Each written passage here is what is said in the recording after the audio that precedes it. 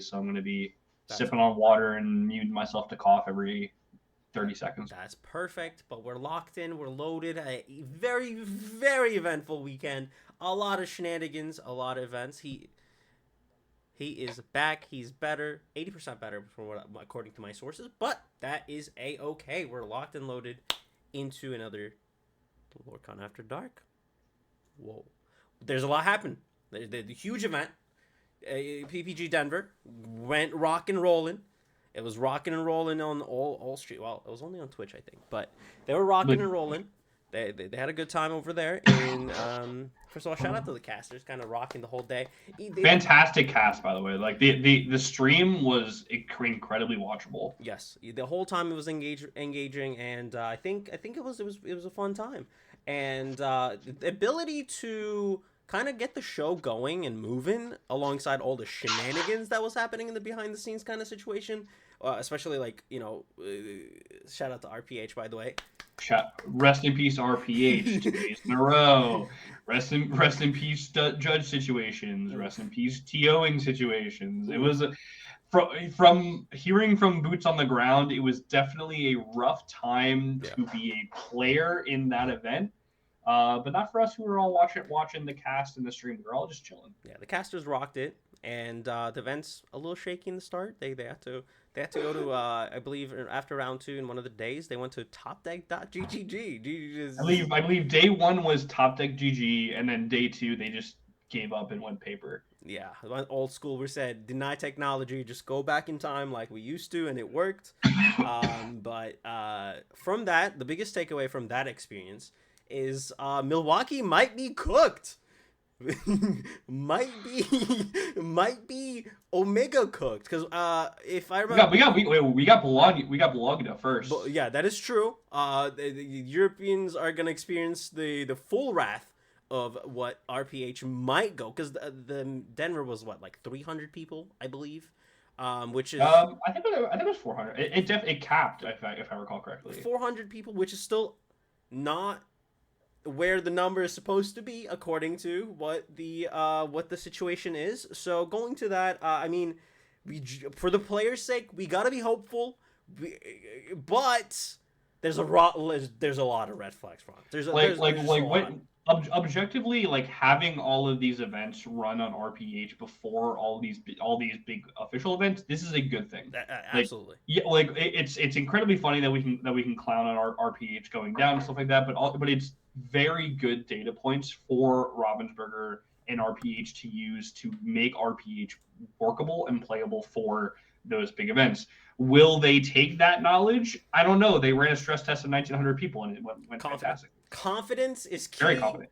They're very Um, but there isn't much else that we as a community can do besides continue to run these events and continue to yes, give the feedback. yes. Am I worried? Yeah, You should be. I would say on a scale of like 1 to 10, how smooth do I think Bologna is going to go? If 10, if like 10 being DLC Atlanta, Hmm. and one being current melee running, I would say I'm like a 7 Okay. on I think there's gonna be at least one repair at least at right now. It's gonna crash for about 10 minutes between rounds one time. Oh, for sure, for sure. Maybe another round like someone gets reported wrong. Who knows? I, Ooh. I'm I'm like quite worried for the stability of RPH right now. I mean, it just doesn't make it a good look for an outsider perspective too. Like from like a different, just guy scrolling on TCG Twitter or whatever. So it's just not a good look from an outside perspective. Saying like, hey, we had people kind of just pair the same people over and over again kind of Yeah, situation. Round just lost. Just where are they going? yeah, like if you can't have a basic tournament structure and you can't run a basic tournament on your application, We got a it problem. it it looks so childish and it looks so unprofessional. Like the, Yeah. the the fact that this was shipped out publicly, and this is kind of embarrassing in my opinion. But um, the only thing to do is for it to get better, and for it to get better, they have to have data points. And for data points to happen, there has to be more events, Hmm. and those events have to run whether or not they run smoothly. So like we have to sacrifice a little bit of comfortability in the short term to help RPH get to where we want it to be. Yeah, absolutely, absolutely. And going through that, after the hurdles of Friday, we had a pretty solid little top 8 in the Friday's event. Uh, No, the Friday event. Yeah, Friday's yeah. event was, we had I believe Sapphire Amethyst taking the whole thing on Friday. Yep. And then there was a bunch of Amethyst Steels, which was promising, and then we saw, I believe, one Emerald Sapphire in there, which was like, oh, were we right? Was the control deck of the format entering its comfortable levels of kind of figuring itself out, finding a home in what it wants to do, and kind of have a navigation point. What are your thoughts from Friday as we go into like kind of the So general aspects as well? seeing Friday, I was pretty much it was pretty much like chalk, like par for the course where we left it Right. off of where we left it from CCS, which is Amethyst Steel and Blurple were the two neck and neck best decks in the format. Right. Amethyst Steel has a slight edge on Blurple, but Blurple has a slight edge onto like random stuff and can still beat Amethyst Steel. Um, and generally, skill gap can get you between those two decks, and then Green Blue has a present can have a pretty decent Blurple match if it can just figure out how to rein in into consistency issues. Right. And then obviously there's like the underlying aggro decks, the dogs of the format, the amber steels of the format is what we're kind of following below those two, and that's like everyone saw this this result and we're like, okay, this is exactly what we expected. Let's go into day two and kind of and go from there. And then after that, we can start to figure out this format again. Mm-hmm. But then the main event happened, and we were like, oh wait, hold up. Wait.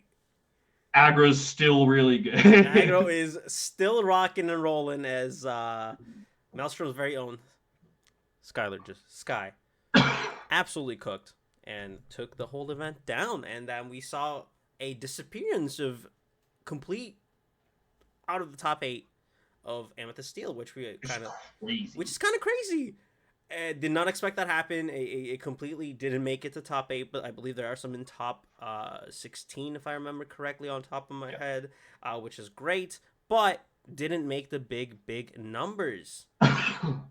Why is that? What did happen? It's hard to say. I kind of want to say that was probably pretty fluky in terms of matchups that the Amethyst Steel, because I'm still pretty confident that Amethyst Steel is in that top four deck contention.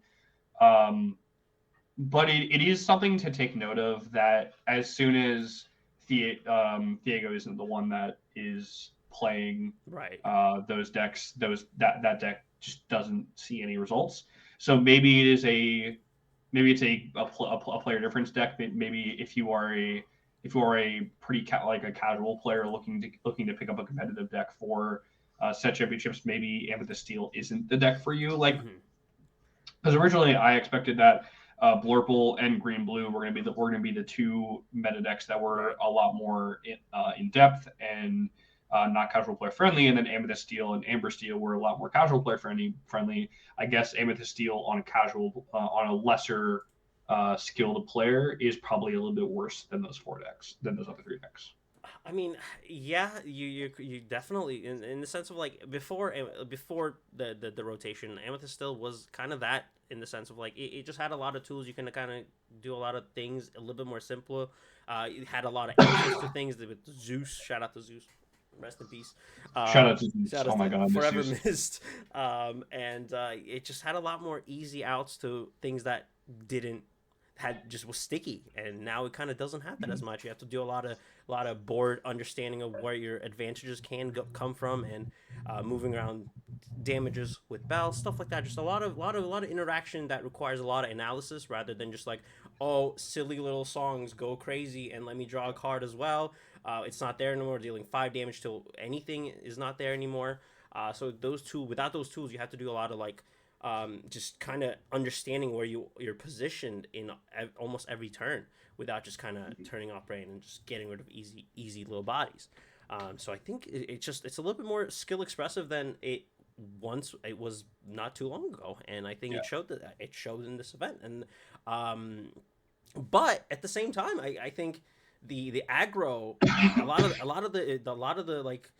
of the matchups with the feature matches with Ember Steel aggro was there. There's a lot of like complex decisions being made, and it wasn't just like turn off brain go to 20 Oh yeah. in a lot of situations. And I've seen a lot of people kind of say, "Hey man, this aggro deck isn't just like shut brain, turn things sideways, and just win the game. There's a lot of interactions points you have to make the right Yeah. decisions to get a lot of better results." And in Saturday's event, we saw Sky just do that amazingly and just take over the whole. I think he went like 11-02 or something like that. The whole like this crazy.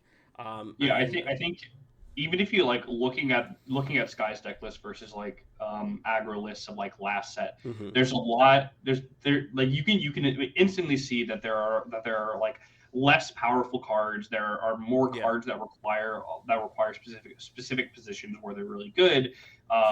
There's like Mulan, and then there's Fire the Cannons. Like those cards are in there for like Right. not like Fire the Cannons is in there for very specific purposes. There's a lot of like really dirtily dudes Mm-hmm. in the format that kind of stick on the board in the first few turns, and a lot of decks like like purple decks require those cards to help stabilize against Amber Steel. Mm-hmm. So being able to shoot a Royal Guard or a Basel in Blurple, being able to shoot a shift target in green blue, being able to shoot a hook in purple steel, Mm-hmm. or even being able to shoot an Aurora on the draw in the mirror, or a Rhino on the draw in the mirror, it could be the difference between winning and losing the game on the draw versus on the play, and that really helps this deck specifically gain a lot of ground.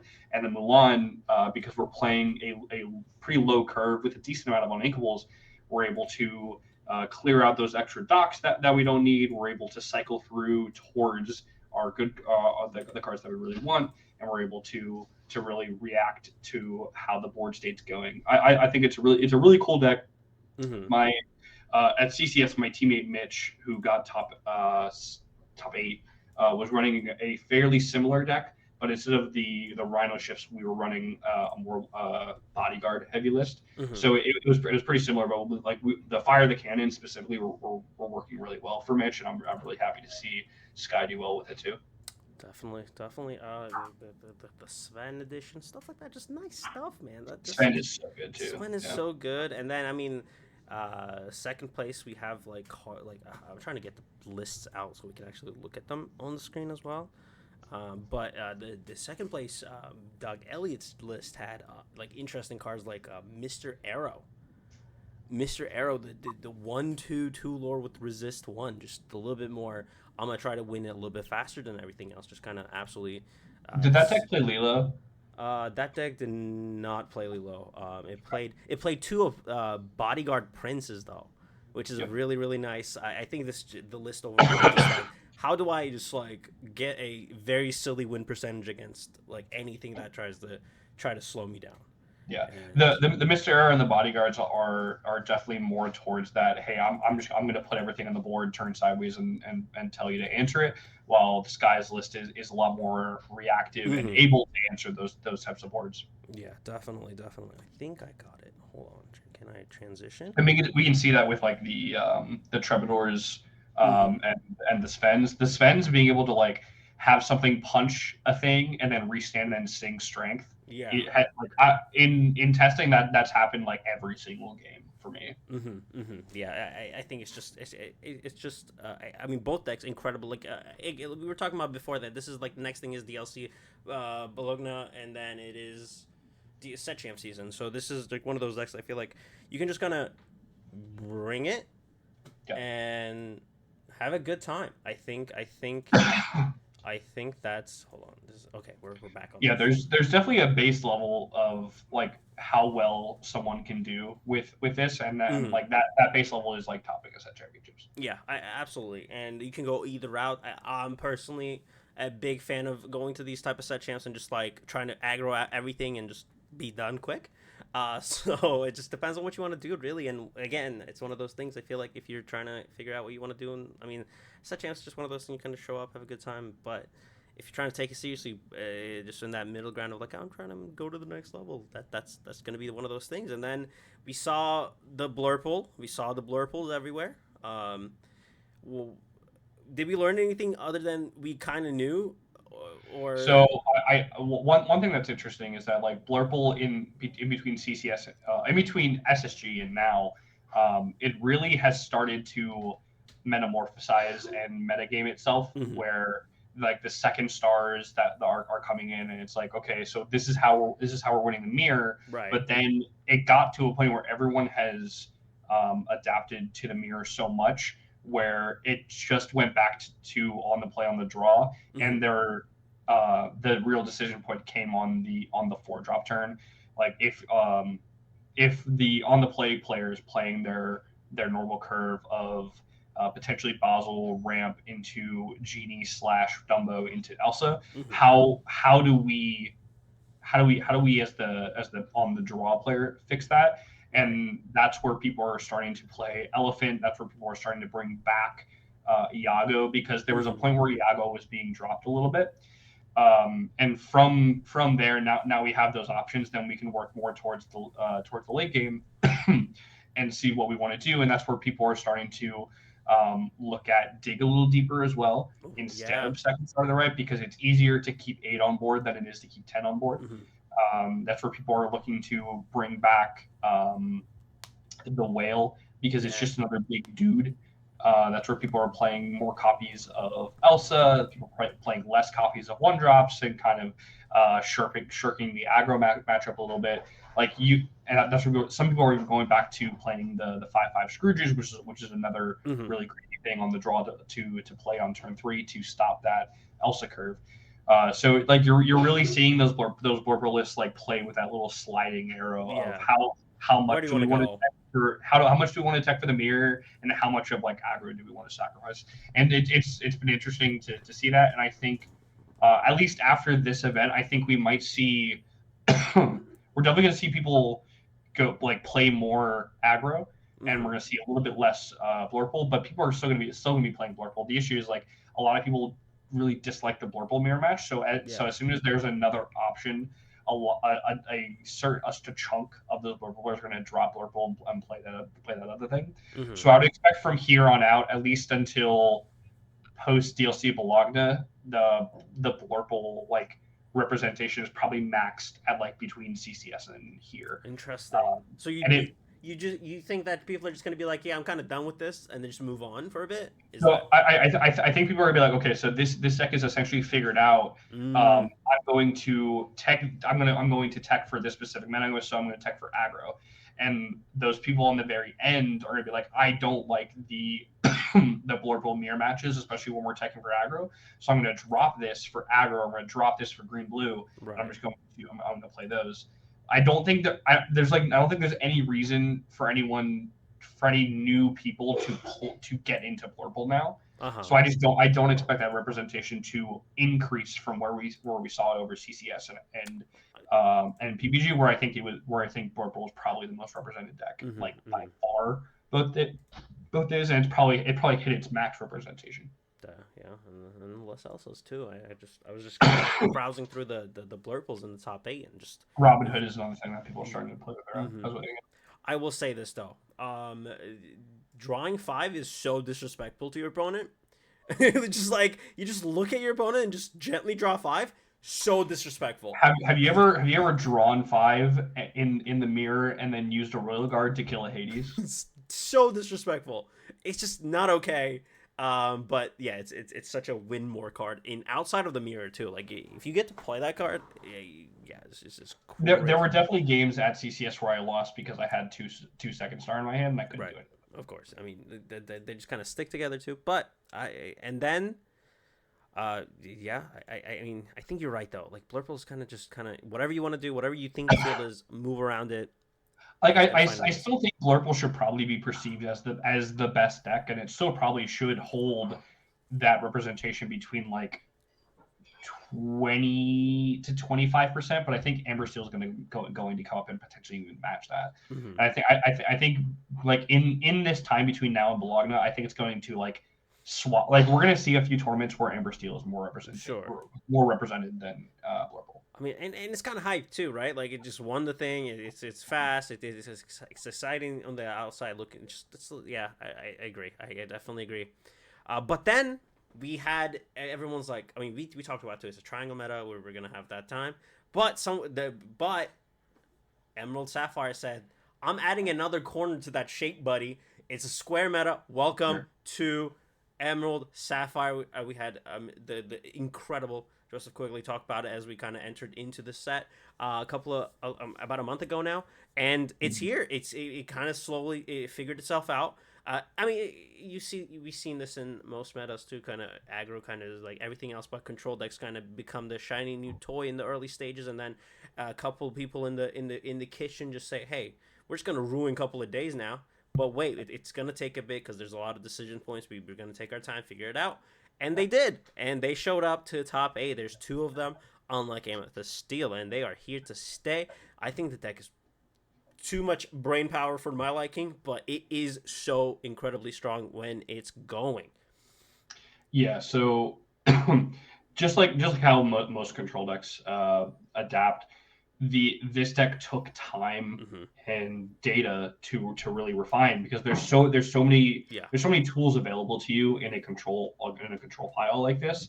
If you put too much into it at first, the consistency like dies, and you're left with a big pile of cards that are insane with like go crazy in about like 40% of your testing, but then like another 30% of your testing you just get absolute dog shit opening hands. Yeah. Um, and like it takes time, and it took time for Green Blue to finally like really start to click, and people are Mm-hmm. starting to really hone in on this.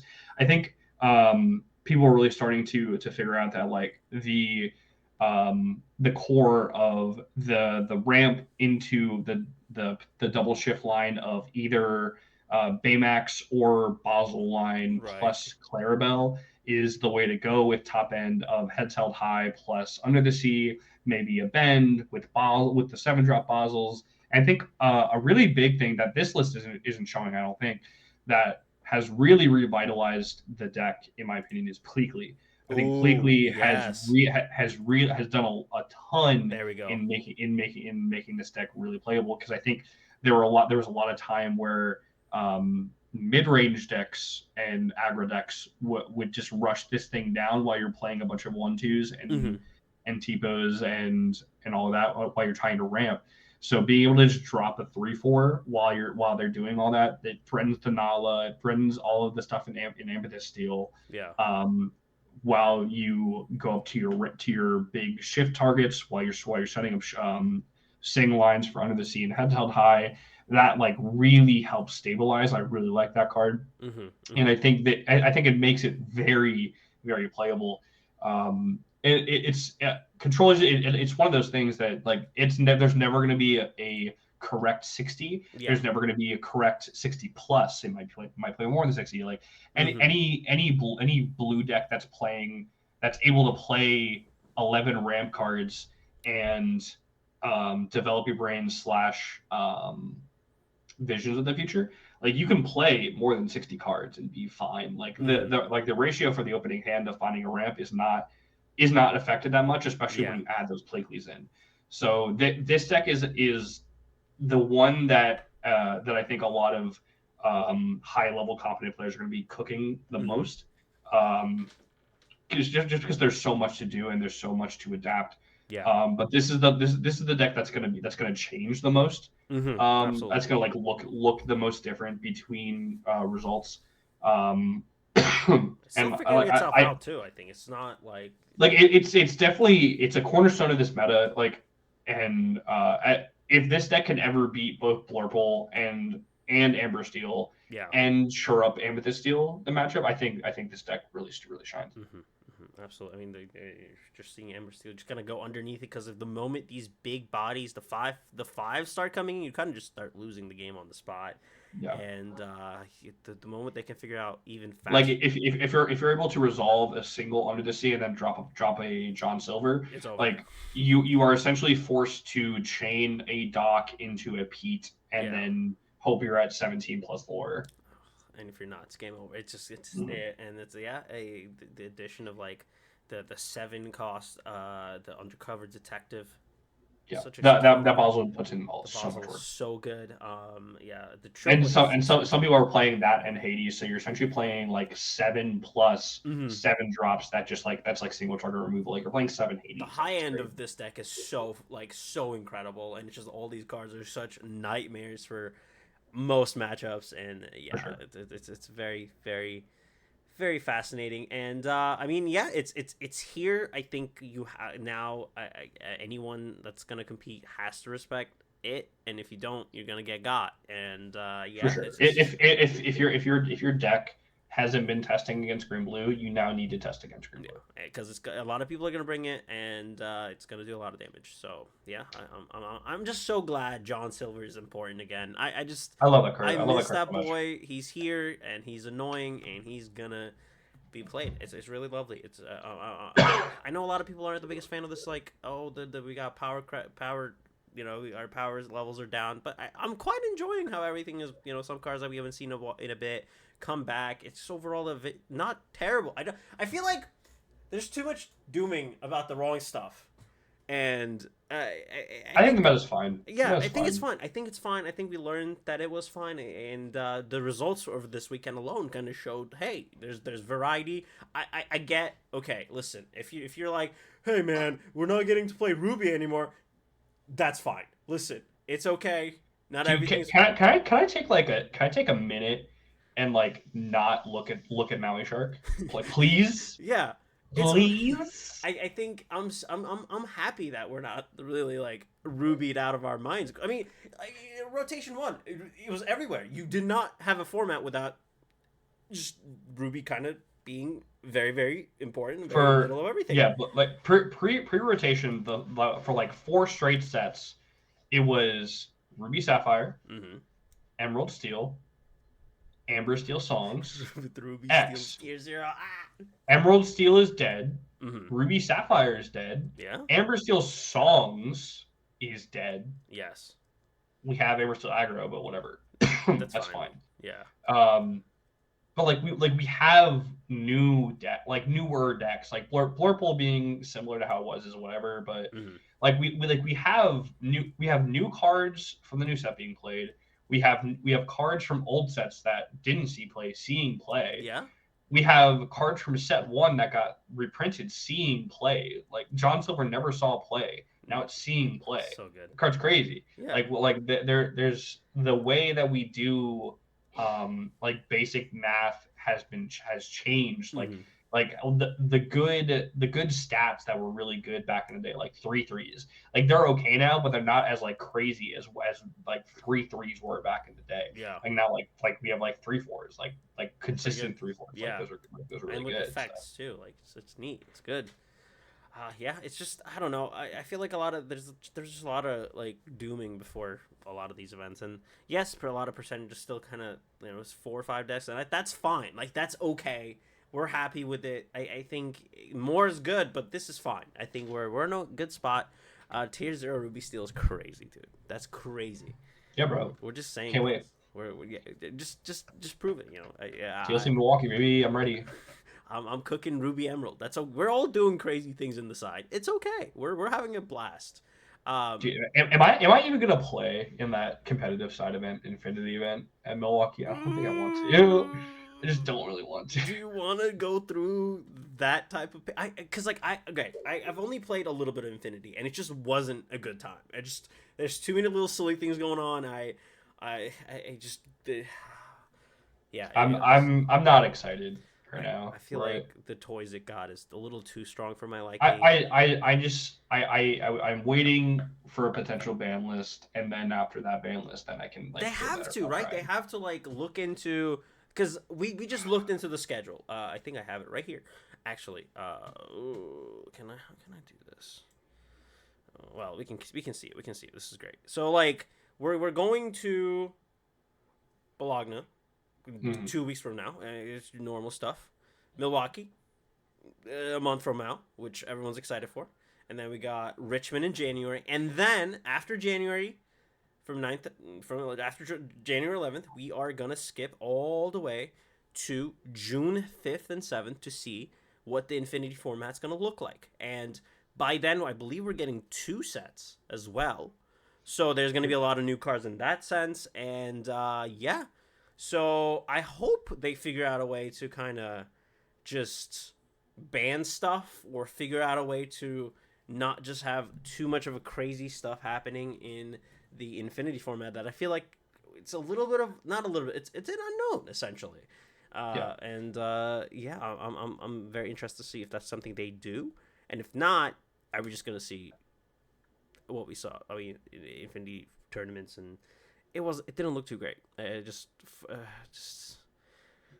Hiram's a problem. Shark's a problem. There's just nothing really changed down there. Bro, the Zan's Amber Steel list is so crazy. That's also I mean, it's just, Ariel on 2, the Queen being able to bring back Ariel or Rapunzel. search songs. It's so odd. That deck is crazy.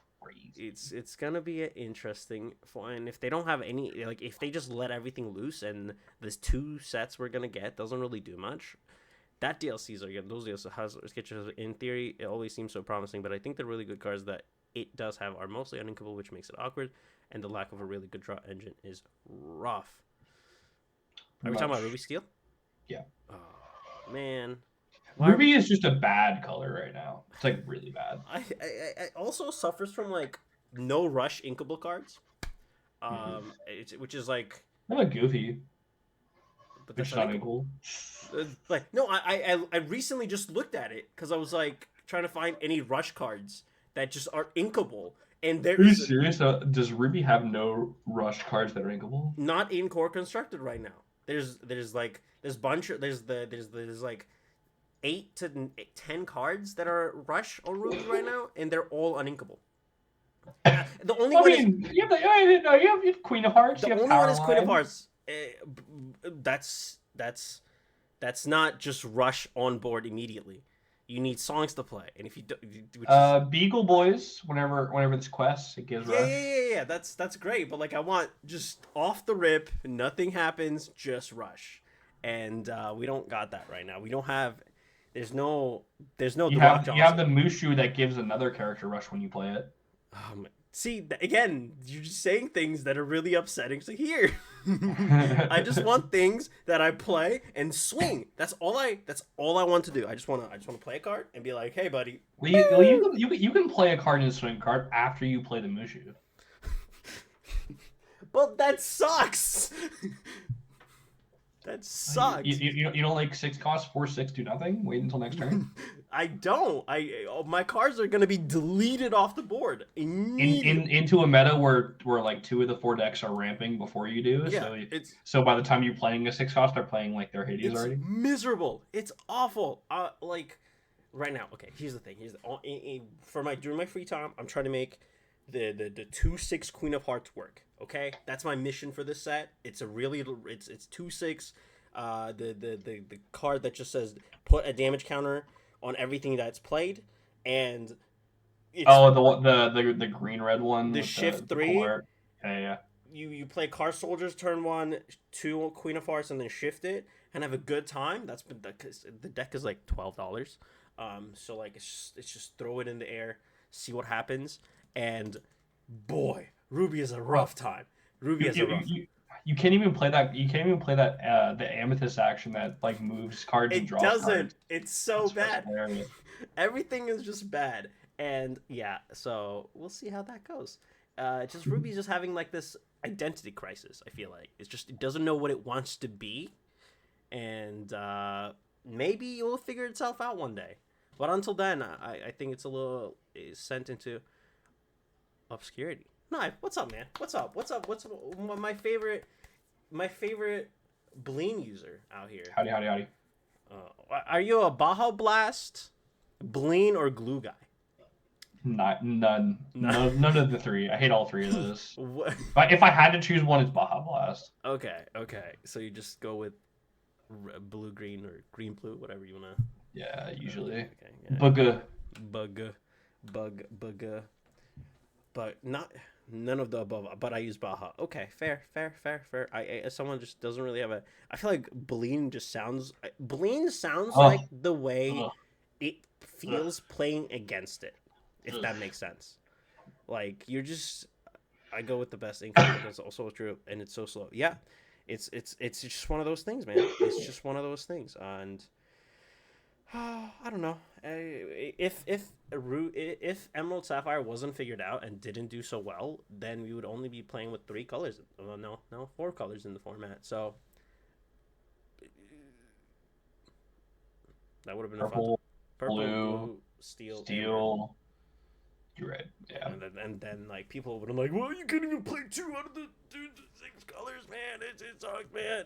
The game's dead. Yeah. So now we get to play 5. Fuck Ruby, and we're having a great time. Everyone's having a great time, except for Eric Switzer, who hates Sapphire. Sorry, Eric. Yeah, he's cooked. He was kind of excited to see, yeah, no, 2 of the best decks is all Sapphire, and he's all gonna be sad. And I mean, it's better. It's in the sense of like it doesn't feel as terrible as playing against like Ruby Sapphire. Y'all were upset when Amethyst was smacking down 4 Mims, 4 Mims, 4 Merlins, 4 Merlins, 4 Frenzy on the other side. How about this? 4 Cheapo, 4 Sail, Boom, 4 boom. Vision, 4 Hades, 4 Develop Your Brain. Let's get it, baby. Hit him with Let's that go. fantastic 4 pose. Yeah. Just oh my god, yeah, it's I mean, it's fine. It's not as terrible. I feel like playing against Sapphire decks right this second. Blurple is just incredible, but I think we kind of knew that because it didn't really lose much. And JVZ Quest, greetings and salutations, my friends. Welcome to the place where you rolled up your mats, ready to just hang out. Welcome. We're talking about some results. We're talking about just a good time. And how we're into a Suqare meta. Appreciate the raid, This is no longer a thing. Now it's this. Oh, shapes. Yeah. So it's nice to see some variety up top in the format. Mm-hmm. It's exciting, and for Suqare meta, when are we getting to Pentagon? See, I mean, we listen. I think the power line enjoyers are trying something out. There's something that needs to happen other than the 4, right? Shine bright like a diamond meta. Let's get it. Exactly. I think dogs are probably closer. Dogs? Yeah. That's fair. But like, if you're gonna go with like aggro amber stuff, just go steel. You know what I mean? It's just not. It's like dogs are like some like messed up Chromacon control deck. Yeah, I don't know. Like Emerald Chromacon control deck. Dang, agreeing with what's the world coming to? True. World is changing. He's just early on a lot of things. I think always early. He's just always early, never wrong. You just sometimes it takes a time. It takes a bit. I mean, there's like a couple of things he might be wrong in, other like enjoying certain movies. But other than that, it's pretty spot on. Pretty spot on. What's 6th, dude? What would be 6th? I mean, what does the data say? What does the data say? I mean, blue steel? Sapphire blue steel. It's probably either blue steel or red purple. The green steel Chromacon. Yeah, I like that deck. You think it's better than like steel sapphire? I think it's like green steel Chromacon and blue steel are probably pretty close, and then red purple is probably pretty close as well. I just love playing Vincenzo. Something about playing a guy just named Vincenzo is so cool, and you don't get to do that in much else. So I just I would say it's probably like green steel Chromacon and blue steel are right after, and then it's red purple. Yeah, the flinger dingers, the Vincenzo Elephant Hunter. Yeah, it's just like flinger dingers. It's just I don't know. I wish it performed better, man. I wish the damage flingers. Scar is just too vulnerable right now. Yeah. There's too many things that can take Scar out that I don't know. Tough. Just tough situation. It also puts your board so narrow into a meta with 2 control decks and an aggro deck. It's just like Sometimes it just doesn't line up that well. Oh wait, what? Wait, our guest is having trouble finding this room. Um, Oops. oops. But yeah, Greenstone Chromicon does some cool stuff. I think the ceiling of that deck is a little bit lower than the others, which is why I wouldn't put it on the same level as like dogs. And then red purple with flingerdingers, like Mother Gothel is a pretty fucked up card. Like Insane card. Yeah, Love that guy. that card causes like nuclear fission on the board. It's like, oh, everything's just disappearing. Awesome. Like you play that card and there like someone rolls up with a whiteboard to the table and like starts teaching you a calculus class. It's so complicated to do the damage math though. It's tough. I don't have the brain power. You must activate it before the challenge happens. Yes. You declare a challenge. You move a damage. You can't move it to your own guys. God forbid there's two. God forbid there's two Mother Gothels. You need a law degree and you need a math degree to play that deck right now. And whoa, I feel like we're about to get some breaking news. Breaking news. Oh my goodness! What a setup. Hold on. We are cooking. We have some breaking news. Bikini Bottom. Can you hear me okay? We can. They just can't see you because we're doing some behind the scenes production magic live. We're just gonna go through BTS. No one can see what I'm doing right now, and that is perfect. That's what I need. Guest cam. It's just a quick little magic as we get into some. I believe in myself. I got to, because if not, we're cooked. Remember, chat. I believe in you. Believe in yourself. That's your cam. What a beautiful voice, by the way. What a beautiful voice. Think about it every night and day. Where did my stuff go? Bikini Bottom. Guess one. Okay. We're cooking. And then yes, we're cooking. We're so cooked. And then we can just. We're so cooked. We're cooked. We're cooked. We're okay. Shut her down. Shut it down. Stream is over, but that's okay. We're gonna have this, and then I believe I can. Exactly. We're singing now. Awesome. Speaking of singing, we got Lorcana's favorite karaoke singer, favorite voice, and boom. Oh wait, wrong scene.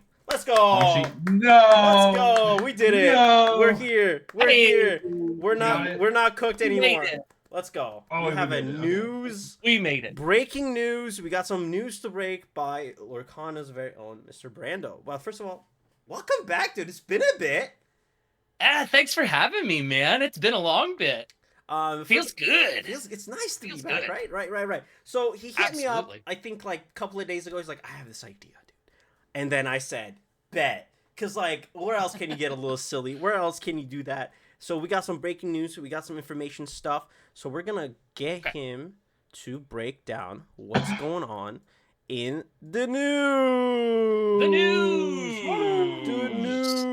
Thank you very, very much. I am Brando, and this is Lorcana. Oh, hold on. Technical difficulties. Hold on a second. Hold on a second. The new news. The new news. New news. Let's see. We're just gonna stack on top of us because your screen is bigger. And man, we're just gonna. Oh no! It's okay. We're all cooking. That's all that matters. Breaking news. There's news. Exactly. There's news. Again, there's a lot of crazy news. So we're just gonna have a good time with our news. That might involve some good times. Okay. Let's try this again. We're gonna try this again. I tested this several times. That's all. Again, I don't know why. Let's try it again. Hello, welcome, and I am Brando, and this is your Lorcana news update. I'm glad he's here because in sports news, Golden Boy JDZ Quest recently broke the Lorcana world record for fastest consumption of an Uncrustable. His record previously held by Mr. Quest himself. The previous time was a quick 2.374 seconds. However, his recent record breaker was a lightning fast 1.77 seconds. Jimmy, do we have the clip? We do? Can you roll the clip? Jimmy, roll the clip. Wow. The athleticism, dude. The peak performance. Athlete. Oh my God. We are currently celebrating the release of the newest set in Lorcana entitled Fabled. The set not only brings exciting new cards, but also reprints of past cards in step with recent rotation. Not only that, but Fabled brings with it new rarity of card called Iconic. This will now be the highest rarity card available in Lorcana and is naturally very highly coveted. However, many players are struggling to find these iconic versions of Fabled cards, some even stating, I've opened 7 cases and all I got was this lousy t-shirt.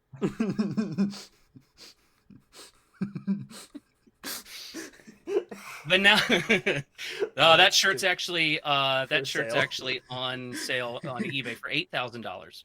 Wow, beautiful. Wow. I know. And now to the nitty gritty. A Lorcana artist recently came under fire for allegedly selling AI artwork at an anime convention. No bueno. Boo. No bueno. Obviously the use of AI art for creating art is a hot topic these days and quite frowned upon in the TCG world, and Lorcana is no exception. We reached out to the illustrator for comment and was issued a statement saying they stand by their work, stating, I create all my own original art. While Ravensburger and Lorcana development team have cut ties with the illustrator, it is still unclear whether or not AI was used in their Lorcana card specifically. However, the community has expressed its doubts.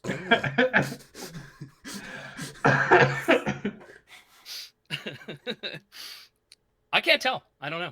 It's me. Hard I don't know what it is. Impossible. Who knows, man? Who knows? It's tough.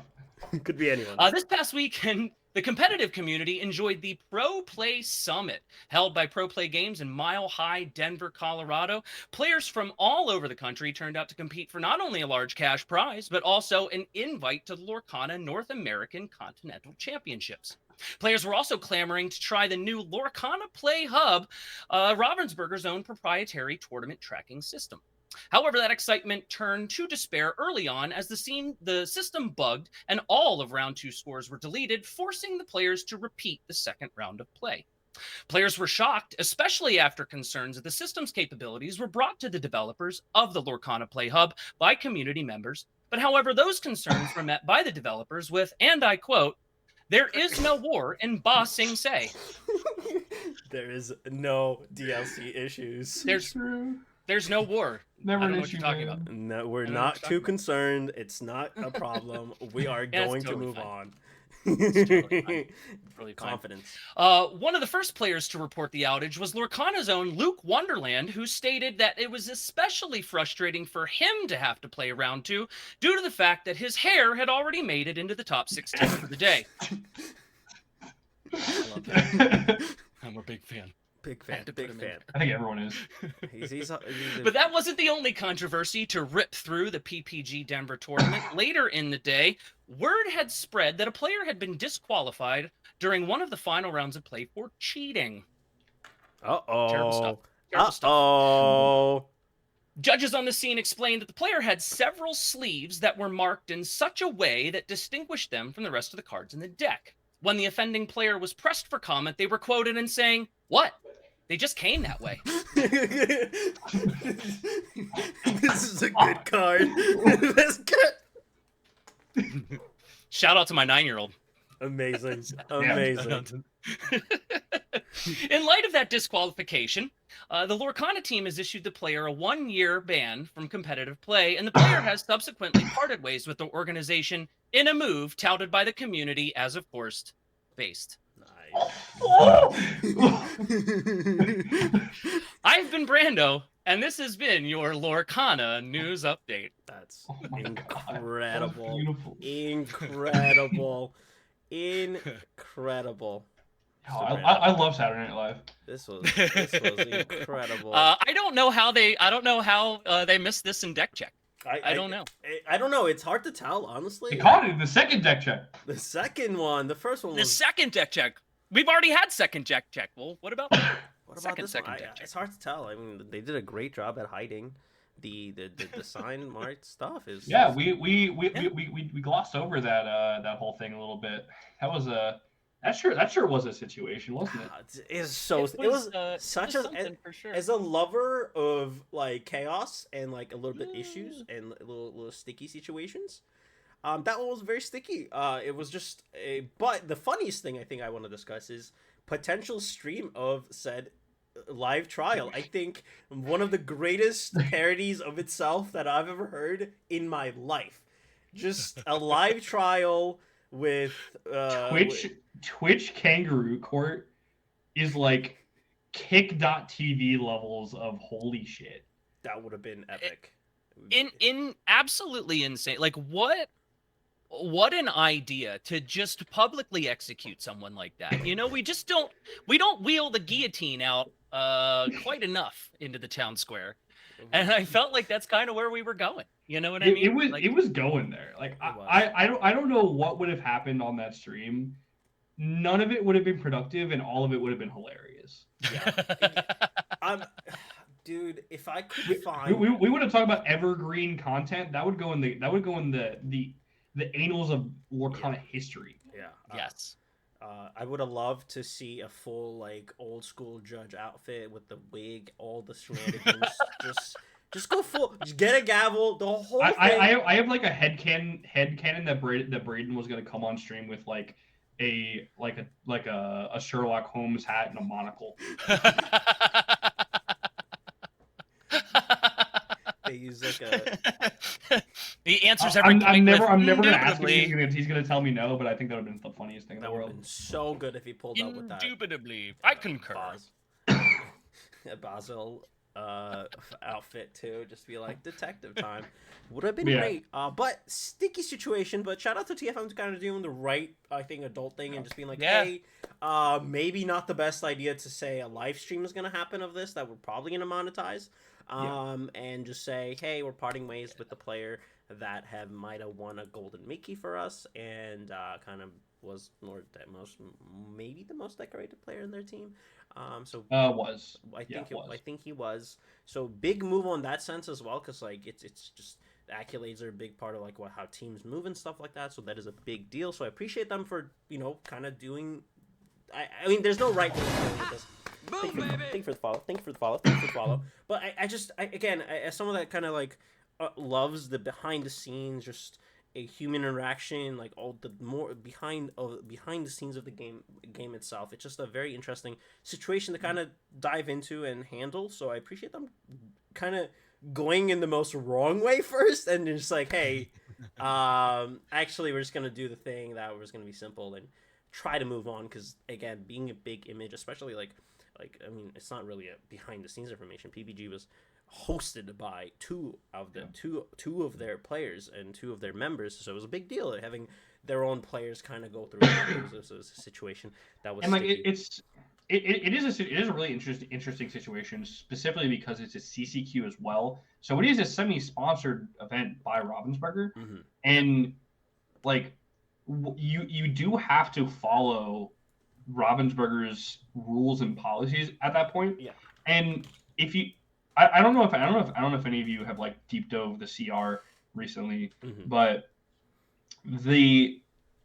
what had happened was the second deck check revealed revealed 4 cards that were marked, that were able to be cut to and marked. Those cards were 3 Hades and a Hypnotic Strength. And based off of everything that I could find in the Ravensburger CR that had anything to do with corrective play, that should not have been a DQ. It should have been a game loss and resleeve. So that head judge decided to go against the guidelines and specifically DQ this player. So there's potential for more to the story that we don't know of. If I had to guess, what it's probably similar to what happened in Continentals with a few players, where when the judge was interviewing the player, what was said to the judge didn't add up to the judge, and the judge has to take that as either lying or giving misinformation to a judge, as well as the infraction. And that led to a DQ to about 2 or 3 people at Continentals. So that's what potentially could have led to the DQ there. Obviously, this is like complete speculation. This is not fact. I have no details of this event. Don't take that for fact, please. But that's what makes the most sense to me. But if you don't want to get to top cut of an event and have your sleeves get caught for dimples on 3 Hades and a hypnotic strength and get DQ'd, you should use code LAD and get yourself some dual spec. Get the best sleeves in the world. Get the best sleeves in the Bugattis of the sleeve. Get some sleeves. Get you some sleeves, man. Like these sleeved up in a new Bugatti. Get you some sleeves, bro. Get you some of these. Sleeves. These are crazy. I've been using these forever. There's like no marks on them. See these? Bad camera, but like there's no marks. No dimples. I see not a single dimple. No dimples. You can double sleeve with some inner sleeves. Play some Japanese cards in there too that you can barely even feel them. Get you some. Get you some. Get you some. Get you some dual spec sleeves. Use code LAD. Fantastic sleeves. Fantastic little sleeves. Had no issues with them, and honestly, you never really like have out of box like different boxes experience, which I hate having. You can mix between boxes, which means that you can do the whole like gamer math where you say, okay, so if it's 100 per box and I buy 3 boxes, I can sleeve up 5 decks with 60 cards each. Unless I'm a crazy person and play 61, and then I have to order another box, which is not a bad thing because you're gonna God need forbid. them. You're gonna want to use them. Like, it's fantastic, great people running it. So use that code. It is worth noting that the sleeves that were used by this player was heavy play sleeves, and I don't like heavy play sleeves because the edges get really messed up because of especially the rounded ones, because of the way that a lot of people tend to like learn how to sleeve, learn how to shuffle. It's easier to nick heavy play sleeves, and even the fronts can get dirty from my experience. So I personally can't recommend that people use them. I think if you see sleeves that are dimpled when sleeving them up and you don't change them, you as a competitive player, as in all of us, me, we have a moral obligation to change those sleeves if we see that those sleeves are marked. And I think that the best thing that can come out of this weekend is everybody spreading that specific message as we, the players, have a moral obligation to, when we see a sleeve like that, when we are sleeving up a deck for an event, we are obligated to change those sleeves. Absolutely. We have to do it. And if you see someone playing with a sleeve like that, it is always morally correct to call a judge. Yep. Call a judge. The worst thing that could happen is the best thing that could happen is that player is grateful to you for noticing that, and when they didn't. The worst thing that could happen is they get upset at you, and if they get upset at you for calling out a marked sleeve, they're fucking cheating. They're cheating. Exactly. They're cheating. It should be. Well, that's the thing, isn't it? It's the judge coming to the table at the time in this specific instance and listening to the story, and then you have to make a call on intention. Right. You know what I mean? Like how much of a dimpled sleeve is manufacturer defect or something that's, like Franz said, is shuffling that gets nicked up, bent up, riffled a little bit, and how much of it is intention, right? So like a manufacturer defect or a riffle from just over shuffling or something like that. You're looking at random cards, right? Not 3 Hades. Now, again, the argument was brought to me that, that these, if you're sorting everything and everything's in piles of 4s and you're just sleeving right out of the thing, it is reasonable to have 3 Hades in a row that have these jacked up sleeves. Card. Yeah. And I personally think that it is reasonable to say that those dimpled sleeves being on those cards is a reasonable mistake. Now, where I would say if it had happened and it was to Tipo to Sale, If it was your ramp, that's immediately suspicious Yeah. for a Blurple deck. Like, because if we take everything at face value and say, okay, say he did it on purpose, why would he mark specifically 3 Hades and 1 Hypnotic? 3 Hades because he wants to cut to 3 Hades and then one Hypnotic to like throw them off the scent. It's a random card. Like a red herring. Like, sure, I guess, but like, why are you trying to cut to 3 Hades so you can cut it and put it into a place where your opponent cuts and puts it in the middle of your deck because you want to see it in the middle of the game? That's fucking stupid. Like, that's like, how much equity are you getting by like mind gaming your opponent to potentially cutting your Hades to the middle of your deck? I don't think that these sleeves personally were intentionally marked, but at the very worst, he should have noticed those sleeves were marked and should have changed them after resleeving them, and that is on him. And like I said, I believe that the DQ was either incorrect or it was done because of stuff when they were investigating with them, and I can't know that. So it's just tough. I for my judgment, I don't think they were done intentionally. Now, the other stuff that was coming out previously regarding the queens and all those, that's potentially a different story, and I don't think I can make a judgment call on that right now. Yeah, and I think that kind of just it's hard to know because we're not them, and we're never going to really get the details of it because they're not going to be transparent. Like Disney Lorcana is not going to be transparent about it. TFM is just going to kind of give us what they did, which is a generic "we're sorry, we're figuring it out, see you later" kind of situation, which is unfortunate in people that are very curious, very detailed information. So we won't know that, but it's just I think whatever the investigation was, there probably was a lot of information being given to him that led to that decision. Like you said, it just can't be because like you said, the rule book doesn't say it's an automatic DQ, right? It's just not. Yeah, it is a game loss and a resleeve, and that's not what happened, which then raises the question of like what potentially might have, and if the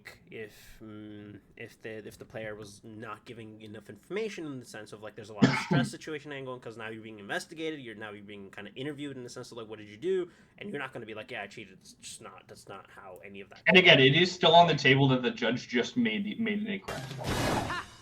Like that is possible, but even if a judge makes an incorrect call like that, you do have to respect the judge. Yeah, and that also kind of raised another question in the Lorcana space is like, what is the transparency levels that we should get about these type of big event situations that break down? Because now didn't 6 people have to agree on that DQ per PPG policy?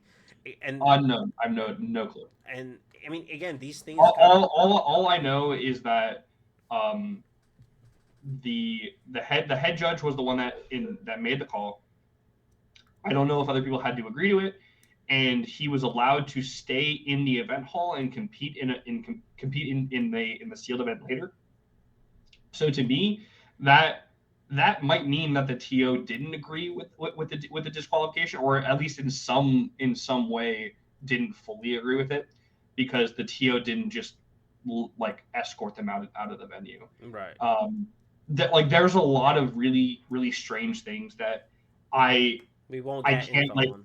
It's hard because there's a lot of like insinuating people's intent. Yeah. There's a lot of understanding what policies PPG have, because if 6 people had to agree on that DQ, then like maybe it's still like the head judge told the 6 people the ruling that they said, and those 6 people said, okay, that seems reasonable. I think the main thing that potentially takes away is the judge just making a mistake. I don't think that like 7 people, including the head judge, would just ignore the Ravensburger policies. Yeah. So it's probably just something else, like I said earlier. And then, do you kind of, in a sense, as an investigator in general, you just kind of have to take past actions, past events into, like, you can't, but it's hard not to, right?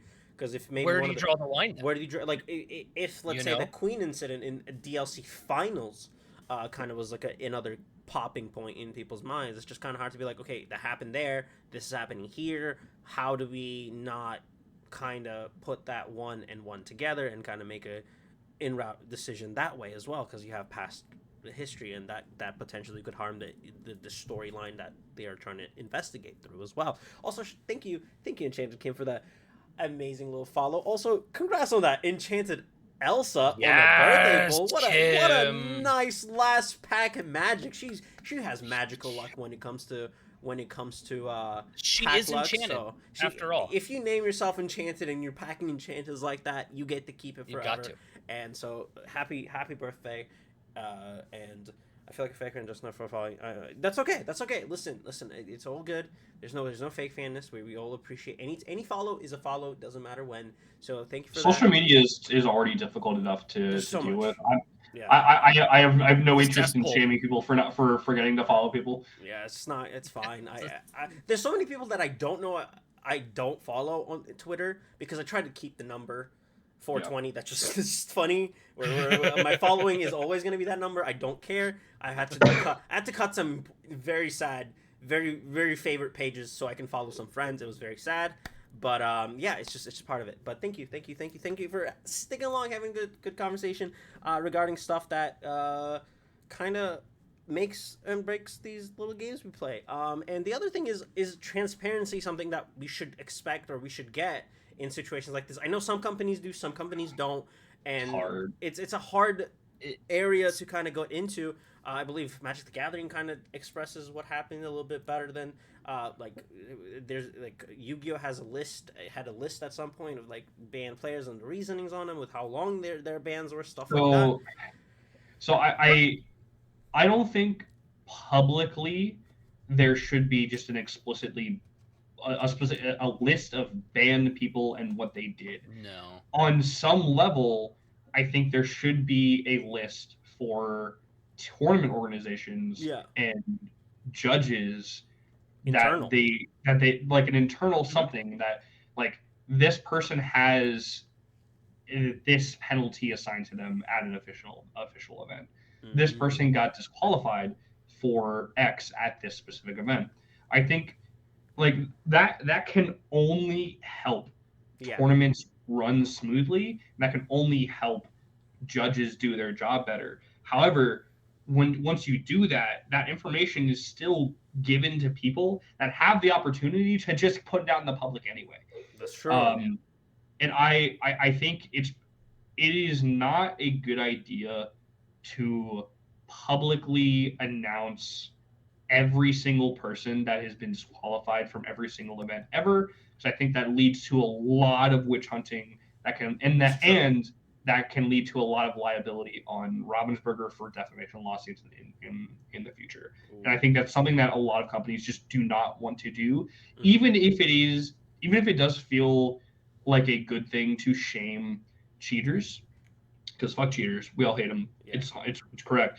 But I think we need to move on from the notion that we as a player base have a right to publicly shame people. We need to move on from the notion that we have a right to everybody's information and what everyone's done. We as the players do not have that right. Some tournament organizers and judges probably should have that right. Especially on higher levels too. I agree. Yeah, but there needs CCQs, Continentals, that kind of thing.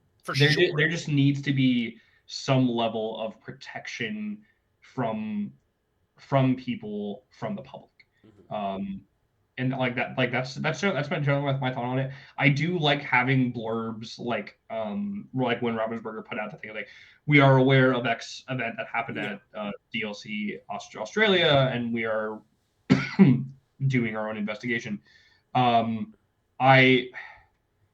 It's tough because hearing that and then not knowing if that like what happened to that person, it's tough. Like there's a very fine line, and like I don't envy Ravensburger's legal department having to walk that line.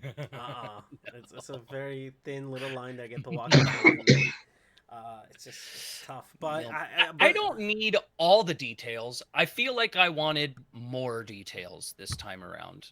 I just felt like there was so much speculation and there was no true confirmation of exactly what the judges ruled on. You know what I mean? Like there's some gray area that like we don't, like I said, we don't necessarily need every single detail, but I just kind of felt like there was more speculation than actual official statements being made. Right. And then some of the statements that were made after the fact still felt kind of hollow. You know what I mean? Like, you know, TFM, they did the right thing, but they, you know, after a day or two, we're like, all right, They we're gotta gonna do say it. something. But like, you know, you we kind of gotta have do to it. break down the pieces of what happened, so you can't just like immediately react to potentially a very image damaging situation, especially Of like course. because like I was thinking about like yesterday, all I could think about is like in the now canceled events, like they have to address a thing where they put potentially, if they say, hey, you know, it came out of the box like this, which is from the images that was posted on the 20 Lord Pro Discord, didn't really look like it was a manufacturing thing. But if they did go that route, then you're putting your own sponsor in a very exactly those pictures right there. You are putting your own sponsor in a very, very bad situation. There's like, yo, my product is coming out of March, then get out. You're not getting a code anymore, which is again what I don't know their numbers, but like it's something, right? Right. And or you throw your own player saying, yeah, it kind of happened. You can't really get away from it, and they kind of did neither, which is good in the sense of like it's a safer bet. Because if they went live and kind of had Braden just absolutely cook or whatever he wanted to do, just be like, did you know? Someone said just ask him if he cheated, and that was all time great moment in the little chat. It's like, what is that gonna accomplish? Sure, man. It's did, like, did you cheat? No. It's like, oh my Okay. god, we're good. Nope. Next, yeah. And it This isn't court. This isn't legal court. There's no like repercussions for someone lying to this question. yeah. What are you doing? It was just not going to accomplish anything. So they kind of got out of that, and but yeah, I don't know. Just kind of giving us more wasn't going to really solve anything either. But No. I think the best thing that they could do is just kind of move on and just put this behind them as fast as possible because again, they was their most accomplished player, and I want TFM and every Lorcana team to succeed and do the best they can because it makes that higher level gameplay more important, more relevant, and more in a sense kind of watchable because you have these people that you kind of know, kind of learn more about, and it makes good longevity in any sure. content. And do you think anything will be addressed in Lorecast more, including the RPH issues? I think I would assume that the RPH issues might get a nod. I wouldn't expect anything else to be addressed. yeah, it's No, gonna be. probably not. I don't think they're gonna go through that because it's technically not their event, so it's just like they it is, but it's not. Like it's not their main event. A ruling was made, like Yeah. the disqualification made. That doesn't require any extra like investigation from Ravensburger unless they want to like go back and investigate his other stuff. But like at that point, that's last season. Worlds has already happened. What are you gonna do? What are you gonna do? What are you gonna do? Ban him for a set championship? I mean, yeah, and they're not gonna do anything for this season. No, so- I doubt it. Yeah. I will like to say besides this point, I think TFM handled besides the whole idea about the live stream. I know it's tough. It's a really tough thing to do. Yeah. To go through this investigation, and I commend them for having a fast investigation and a decisive outcome, and I wish them the best going forward. Right, and Tough call, man. It's a It's tough call tough. to do. It is tough. yeah, It is. Especially like not only just like this is our teammate, this is a guy who represents us, but this is our friend. That's You know also what I true. mean? And to have just to not, this is not the way to say it, but like to just like cut your buddy loose. Mhm. You know what I mean? It's not an employer thing at this point. They're all friends. They all talk. I to do want each to other. address a comment that I see saying that this isn't the first time he's been accused of cheating. So this isn't the first time that he's been accused of having marked sleeves. Now that in itself isn't explicitly cheating, that is having marked sleeves, and like that can create a trend, obviously. And at the very best, like he was negligent, and that's on him. Now there were other stuff Right. that was coming out on Reddit and under like Facebook comments, and all of that stuff I cannot take seriously. Yeah. When there's no burden of proof, anyone can just say anything at all. Like I understand that. I saw the dude punch a baby once. Ooh. Like so, I saw yeah, it. like when we My eyes. as a community need to be very, very careful and respectful when it comes to cheating allegations, because say in an alternate universe, Nunez is completely innocent of everything. Right. Accident, completely manufacturer error. He was disqualified because of the sleeves. Nothing else happened, and like he has that in writing or somewhere. There is absolutely a world where a lawyer can sue for lost prizing, and he can get the prizing that he was owed for disqualification, because it was a Ravensburger event, and that what he was disqualified for did not rise to disqualification under Ravensburger law. Right. Now, obviously, I'm not saying that that's going to happen, but we need to be careful when it comes to saying this player cheated. Yeah. This player did this. This Allegedly. player acted in X way. Allegedly. We need to be very concise and very clear and provide any evidence that we have, and not just go under Reddit and say, yeah, man, he cheated in my locals last set championship, bro. Yeah. You just gotta trust me. Like he was there. Like He spit on my grandma. That, it's just not productive. Right. And like, I mean, Stop Radio says someone who played against PPG stated that Nunez was losing and was very rude about it. But like, man. That's not cheating. You know, that's just being a little asshat, and that happens, especially when you're losing. It's just part of it. There's a lot of rude situations that a lot of people do, but that doesn't make them a cheater. That makes them just kind of an asshole, and that's okay. That's fine. Unfortunately, this is a trading card game that has a lot of prize money. Yeah. And at the top tables, when you are playing for when you're playing for a win-in at like CCS. Yeah. It's like top 16 versus top 32. That's like the difference of like $1,000. Yeah. Like that's a lot of money. And if you lose that game and you lost it in a way that you yourself feel is like a little bit cheap or a little bit something, blah, blah, blah, blah, if you feel some type of way about it, I'm not going to fault someone for like in that moment not being Good evening, everybody. Welcome to Lorcana Rama. I'm your solo we host are tonight. human. We're all playing a Disney trading card game for money, and when people lose that money, they're gonna feel a little bit rough about it. Yeah. Now, obviously, that's not advocating for people to act however you want. But like, please be respectful to your opponents. But that shouldn't be like spoken about in the same conversation. It's different lanes. You can have a rude human being be rude in those high stakes situations that could determine maybe a percentage extra into just saying that the cheating is are not the only thing that should be focused on. If a player is being rude, a judge might need to be called so that the judge can talk to player about 100%. it. I mean, that's absolutely, absolutely. When in doubt, call a judge. Always. When in doubt, just raise that hand. There's no shame to just call a judge and be like, hey, we need some conflict resolution. 100%. You know what I mean? There should never be. You should never feel bad. Like if your opponent is being abrasive to you, or if your opponent is acting in a way that is making you uncomfortable, always call a judge. You have a right, as much as they do, to be at that table, to be playing at that table, and you need to treat your opponent the way that you want them to treat you, which is respectfully. Exactly. Like if that is ever happening to anyone, please do not hesitate to call a judge, even if your opponent has their entire team behind them. They have their AI designed logo on their chests.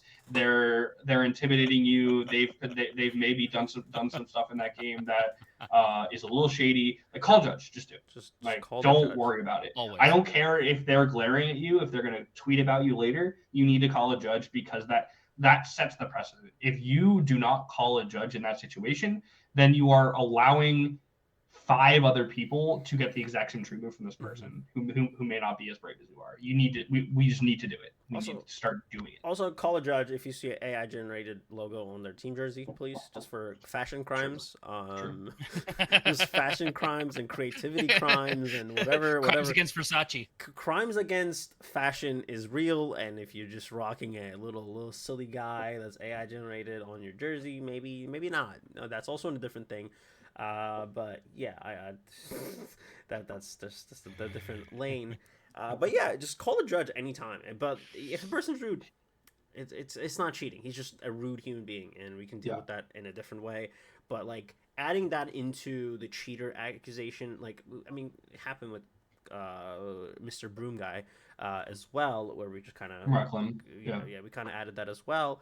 But like. That was a little different, obviously, for the attempt in which he did is a little bit more actually cheating intentionally than what occurred here, most likely. So, I think still in that situation there were people that were like not being helpful at all. No, absolutely. Like we have to have relevant stuff. Like he was an asshole to me in the last section. Like cool man, I don't care. Like that's not what I'm looking at right now. I'm trying to see if he cheated. I'm looking at the screenshot where he admitted to cheating online, and I'm looking at the actual evidence of what happened. Like we as a community just need to be focused. A little bit more. Yeah, if you're gonna be aggressive, we gotta bring receipts. We gotta be more to the point rather than like, hey man, this thing sucks and you suck and they all suck. It's just not how it works. Bring some receipts to the table, then we have a better conversation without going, oh well, you said this and I said this, because then that doesn't get anywhere. We're just running in circles. And that's the unfortunate thing about social media. You know what I mean? Just in general, and having so much of our community tied into Twitter and tied into Facebook and tied into Reddit, where behavior like that and witch hunts and pitchforks are grabbed over anything and everything, and it gets so easily piled on. You know what I mean? Like how many times you go into Reddit and things are downvoted and you just downvote it because it's already downvoted, right? I mean, if you see a negative, it's a good time. You see a negative, you know what? This guy's, I didn't even read it. This guy's probably a prick, down one. But like it's, and the community reacts, as like what do they call the big groups of birds, you know what I mean, that fly around and one takes a turn and then they all take the turn, and that's how it is. And comes out like, okay, well, he had some marked cards and now this guy, like I said, spit on my grandma and with no receipts and no everything, and this guy's like, yeah, I watched this guy spit on this dude's grandma. Yeah, I was like, I seen it happen. I swear, I've seen it. He's crazy. I seen him. I think that's such a good point, though, is to try to monitor ourselves and try to, if we see people ganging up on other people, like Nunez, calling him names or saying awful things, like, he's already in the spotlight, and, whether he intentionally cheated or it was a mistake, like now he's there. Now he's on people's lists, and, when you see people start diving into stuff, try to back it up a little bit, hey man, let's just wait till the details come out, kind of stuff. Yeah, I mean, if a player's eating and they got grimy fingers and then try to touch your cards, get those hands off your cards immediately. Yeah, call judge. You gotta call judge, and like in this situation with the set championship, if it's like if there's no judge, just like, hey man, like can you not eat while we're playing? With my cards that are expensive, can you wait until after? Or like, and if they're giving you trouble, like then you just call a store owner. Like, if someone wants to eat while playing a trading card game and wants to get belligerent about it, like that's just like ridiculous. Right. It's not. Yeah. It's tough. It's tough. Yeah. I mean, but like the social media thing is interesting too, right? Like it's just like, I mean, I had a whole team just kind of just absolutely crazy things for accusing them not being creative enough. So it's just an interesting time out there. Accusing? That's not an accusation. That's just true. That is allegedly, and probably allegedly. I don't want to. So I don't want to get caught. I don't want to have anyone say, "Oh, I hate people like you." I'm like, all right, brother. We gotta calm down here. and move on. But like, yeah, I think just image attack is just not the way to go about it, and it just doesn't help. It doesn't anything. help, and also like you're also kind of hurting the image of other individuals that are in the team as well. Like I mean, to be like fully transparent, my relationship with TFM is just kind of not too great or not too bad. It's just kind of it is what it is. We have Dan. It was unfortunate for me to see like the amount of like true visceral hate that was being thrown at TFM. Yeah. When like everyone that I've like talked to at TFM has been fantastic to me. I have a fantastic relationship with Mr. Burns. Like he's been great. I see him at local all He's the time. a good dude, man. No, he's like it's him, and I've talked to Dan every once in a while. Like he's great. Like I have nothing wrong with TFM, and I don't really have like a fully formed opinion on the Nunez situation. It is what it is, and they let it go, and they let him go. I respect that decision. That's just how it happened. Yeah, just, accusing the I'm proof is quite dangerous, and we can't just do it because there's a lot of people outside of the player in line, especially in teams like this where, like, I mean, shout out to Dan. Like, he went all into this industry, into Lorcana, so, like, that's his business, it's his livelihood at some percentage, you know? It's just very dangerous that... Yeah, a good example of this is, like, in the whole Nunez situation, like, people were bringing up the Robin Hood with the Queen situation, where he played the Queen on turn 1, because while there was the marked shift queen on top, while having the Robin Hood shift line in hand, but like people were using that as a reason, like, oh, he's cheating, he knows it's on top. I'm like, okay, sure, that might be true, but even if that card wasn't on top, it's still correct to play queen on 1, Robin Hood on 2, because if you're playing against a player with removal, playing the Robin Hood on 1 and they remove it, like there's one less turn for them to remove it. Like that is just the correct way to play that turn, is to play the Queen on 1, save the Robin Hood for 2. Yeah, it is what it is. Because also, if you draw the Queen shift and you played the Robin Hood, well, what are you doing? Who cares? Like this, like it's tough. Yeah, I mean, some people. I mean, yeah, like you said, he got the nuts. He just did, and that's marked or not. That's just part of it. Maybe he was cheating. Maybe he wasn't. I don't. I don't. It's tough. It's hard for me to say, and I know, like, as someone who was playing in that moment, hearing other people say that, like, well, maybe he was cheating, maybe he wasn't. Like it feels like a very surreal thing, because like if he beat like if he beat you, and then like it's tough. It's really weird. I don't know. It's a tough one. Like, if you get out of that table, I mean, I don't know how you felt, Mr. Appletree, but Trey, that's fine. Yeah, it's just tough to like not go there. But like, and you can just be more adult. Like, he probably didn't, just did it that way and kind of take the loss and move on. And I will never know. And that's the unfortunate thing about this whole situation, is just kind of have to assume and hope that PPG and the judges in charge did the right thing, and kind of assume that TFM did their own investigation and make that conclusion to get rid of the player, which you don't do if they just kind of you look for it. Perfect. That's just the way that so many top players, and that's how I try to do as well. Is like we are moving on to the next game. If we notice something that could be cheating, that could be marked, we call a judge. If we don't, we play it straight up. If we lose, we lose. If we win, on to the next game. Yeah. I mean,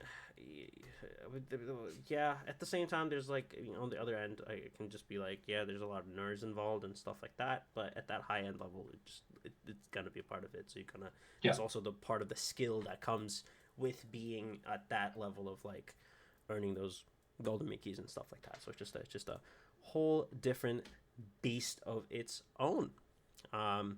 But on another positive, more positive news about the PPG, Steve Warner blinged out.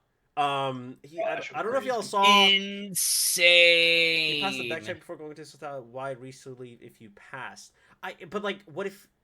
I mean, you kind of want to still re-sleeve with brand new stuff, no? I mean, I don't. I mean, I feel like this is kind of the not, reason not if you, not if you that you would pass a that deck you would That's true. I don't know. you know what I It's mean? tough. If it passed deck check with the dimples on, It's, like this so, is this so is the reason now why here's the you thing. would No, re-sleeve but, after but that. this is what I'm talking about. From what I was told, when deck check happened, the judges had his deck, Yeah. kept his deck. Yeah. It's just why re-sleeve? So like I don't know, like if it's unless he meant like the night before they deck checked and then he re-sleeved the night that the same time. I don't know. It's tough. It's just. I mean, even if he did, if he did cheat, this is the right path, right? Then we just kind of Regardless, he was caught. He was DQ'd. Yeah. It is what it is. And There is. I don't think there's really a point in like.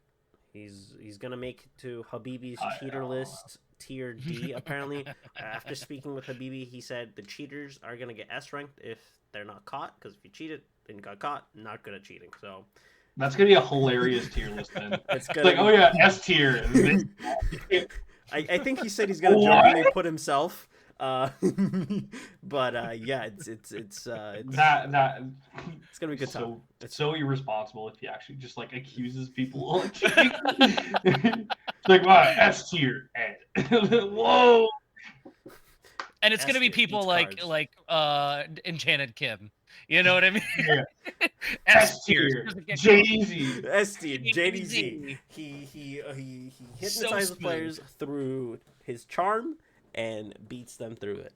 But it's sleight of hand. He puts the crustable into his mouth and pulls out the card that he needs. Right. by the time he's done eating, the deck is piled into perfect list. Perfect. Yeah. But S tier. it's just But yeah, Steve Warren, shout out to him by pulling up to a deck that's probably about what I would need to kind of retire comfortably. He's making about 2K right now on TCG Player. Yeah, so there was 4 of them, I believe, if I remember. I mean, I wonder if I can find a video. That deck was smooth about like 15K. That's a nice little. I mean, and cohesive. You know what I mean? Like, kind of. Still, like you're coming with a stack of Benjamins. You know what I mean? Like a brick. Like he should have rolled up with like a case, a briefcase. You know what I mean? And when it opens up, smoke comes out of it. The videos of his shuffles were like he Brit shuffled them. It's crazy. He Brit shuffled like 15K in his hand, and like that's respect. What in combination you think might surprise in the first DLC? Green purple. Oh, Green purple. Green purple. Ooh. Oh, I don't know if it's surprise, but I feel like Europeans love that. Oh, that's true. That's Europeans true. love that shit. That's true. They're gonna run it, and it's gonna do well just purely because they love the color combination. They have not stopped, and they have not changed. There's just gonna be like just a regular go deck that's gonna make like top 8.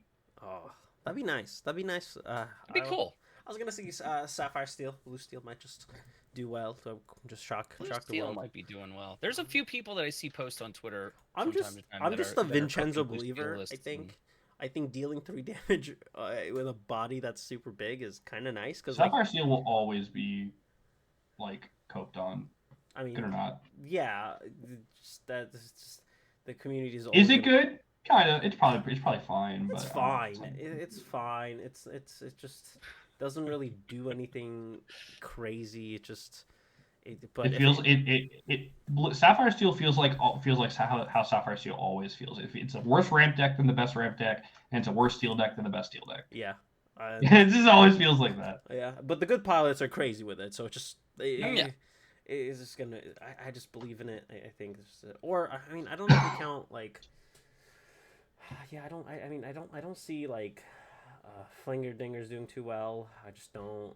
It's a fun deck, but for 9 hours that deck is tough. I feel like I feel like for like a 4-round set champs you can run it, but a whole day event with.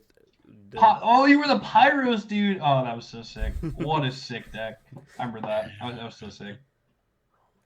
Yeah, so it's I don't know. It's just tough.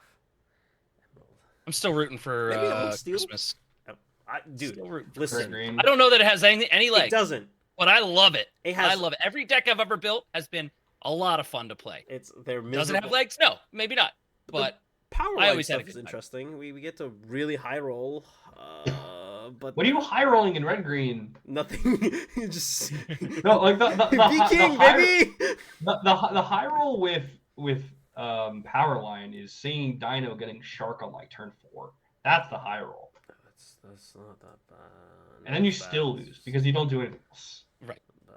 It's not. But it is fun. I did have a good time.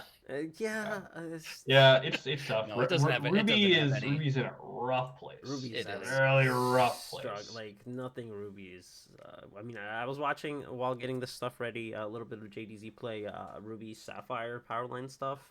But like you get to the big stuff, but it doesn't do anything because the other top end of other decks is so much better than yours. Essentially, it just kind of nothing really like sticks around. It's just not it. Ooh, another potential sleeper that I think there's going to be a princess deck. Ooh. I don't know if it's yellow blue. I don't know if it's yellow purple, but there will be a princess queen Centaur core deck that does something. 2 days ago. Because Queen Centaur Core is very good. No item. The Queen is very good. Mm-hmm. Aurora is very good. There are a lot of very good cards in that deck. Like the yellow purple Queen Centaur Core deck is the fastest deck to shift Elsa, which is cool. And like that can just like end games, which is really, really cool. And like the yellow blue princess deck can just like play ward characters. And I like ward characters. Or you can do Ruby with like Mulan. Probably not. No, I mean I got cooked with it. They played two sensor cores on turn 4, and I just like Wait, isn't Mulan like not a princess? The 6 drop? No, she's a princess. I'm wrong. Yeah, she's a princess. I just played against it. That's why I'm like hurt by it. They played 2 sensor cores on turn 4, and they already had like a couple of lore. So just like, oh wow, I'm on a timer, and I can't. Sensor core is such a cool card. Yeah, it's fantastic. But you know what's crazy? You're welcome. Targets items. Yeah.